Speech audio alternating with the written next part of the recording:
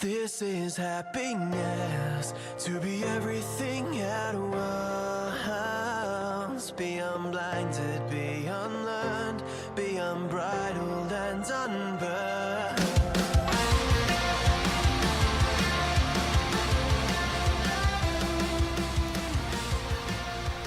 Hey everyone, and welcome back to a brand new episode of Mood Prep. My name is Dave Nixon, and today on the show, I don't actually say it like that, do I? That's weird. Today we're going to go through short-term pain, long-term gain. Now, it was Mr. Tony Robbins that I first heard talk about short-term pain for long-term pleasure. I mean, years ago, right? And then it was something that just stuck with my mind. And it's something that I've mentioned a few times on this show as well. But it's really going. Sometimes we have to go through a little bit of short-term discomfort, or in some circumstances, pain, in order to get the long-term pleasure, the long-term gain. And the opposite of that is taking on some short-term pleasure for long-term pain. Now, sometimes what we need to understand around this concept is that sometimes pleasure isn't dressed up as actual pleasure. Sometimes pleasure is dressed up as procrastination, because what it is, it's just not pain, right? The pain of dealing with something that's uncomfortable or challenging or whatever right in front of us. Instead, what we'll do is we'll choose to do the short-term pleasure of procrastination, which sometimes is numbness. Maybe it's not the actual pleasure as like an orgasm, but maybe it's the orgasm of masturbation in the form of procrastination. Like, it's not the actual physical exercise. You know what I mean? So in that circumstance, it's really looking at it and going, we need to be able to have a very open and global view around understanding what actually is short-term pain and what actually is short-term pleasure. And sometimes the short-term pain isn't nearly as painful as we think it is, because more often than not, we suffer in imagination about the pain. We fantasize what the pain will be and how debilitating it is. And so we're already in pain before nothing's even happened, or anything has even happened. And that's what actually can end up freezing us and forcing us to procrastinate, because we're already creating this this idea of what the pain may be, even though it's all made up and not real.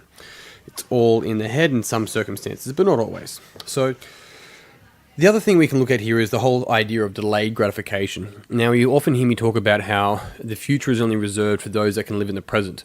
And what I mean by that is that if we always continually set things like, work now for the future, I think what we end up doing is just working away to pay bills to buy a caravan, is the example that I give. But what I'm getting at is that during that process, we have to be able to learn how to live in the present moment and live with what is now and what we can do and enjoy every single moment. And I spoke heavily about this yesterday. So it's understanding that we can sacrifice a little bit of it today for a better future while still living in today. And that's a skill, and that's different. That's different for every single person. Like, how do I do that? It's like, well, who the fuck are you, and what's your constant behaviors and patterns and thoughts, and where are you, and all that sort of stuff will allow us to give better direction and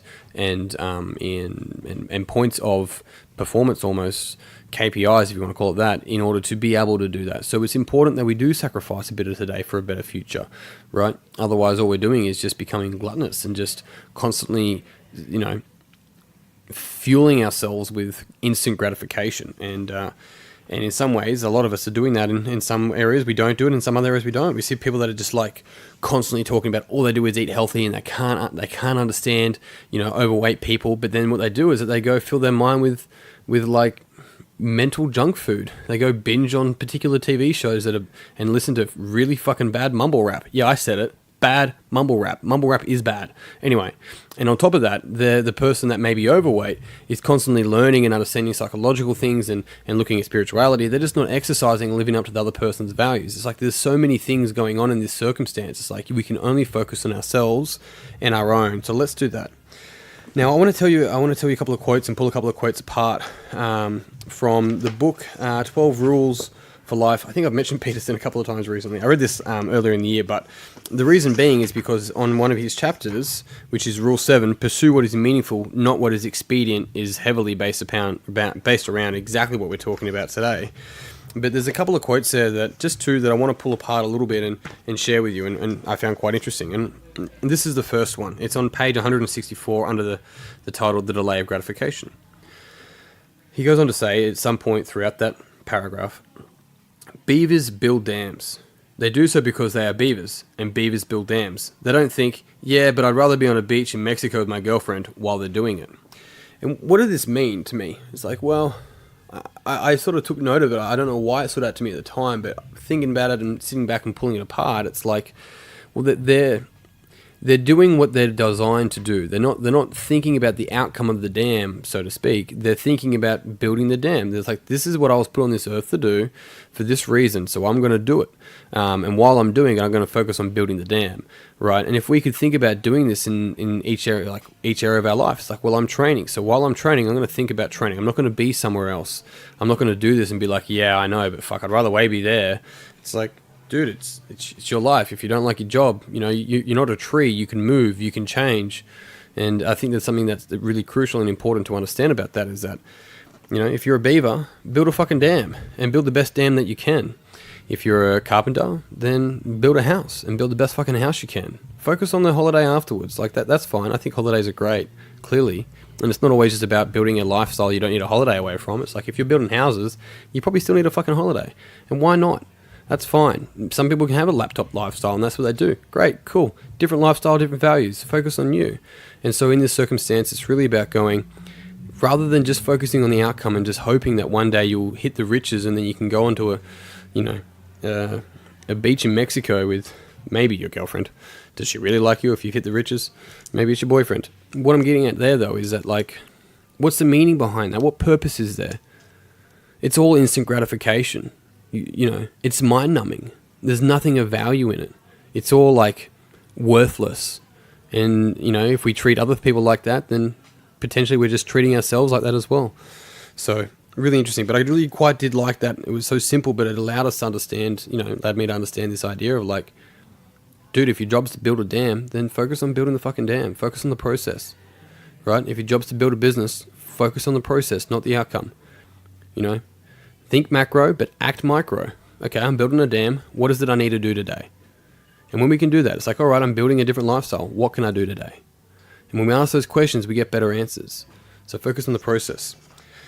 Now, the next one was, and I think I've shared this on social media before, but I want to share it again. I quite like it. It was just it's the end of a paragraph once again, but it just goes, it's time to let go. It might even be time to sacrifice what you love best so that you can become who you might become instead of staying who you are. And I was like, yeah, I like that. There's some power in that. And the reason why I think there's power in that is because I can relate it to myself for sure. But what it's getting at there is that if we want to become something that we're currently not, then, mate, you have to fucking change. Some parts of you have to die off. You can't get a different result with the same thinking, mate. You got to get a different thinking. You have to let parts of you die off in order to let new parts grow, right? If there's beliefs that you've had, dogma pretty much, that you've had since you were younger, and you're getting a shitty result that you don't want, maybe it's time to address those and start looking at different beliefs and start working on that every single day. Because if you want to build a house, then make sure you're laying a brick a day until it's built. It's the exact same thing for our personality and our behaviors and our traits and our habits. You want to change a habit, you work on it every single fucking day, consciously. You don't hope someone build the house for you. That's your house. You build it. Because maybe it's time to let go of who you used to be. Go through that short-term pain so that you can become who you're meant to be. So you can live a life of long-term pleasure. Team, that's it. Thank you very much for tuning in. If you found this podcast beneficial, it'll mean the world to me if you pass it on to someone else that you think would also find it beneficial.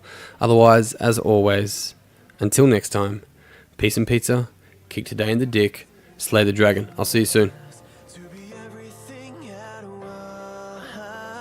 once, be unblinded, be unlearned, be unbridled and unburned.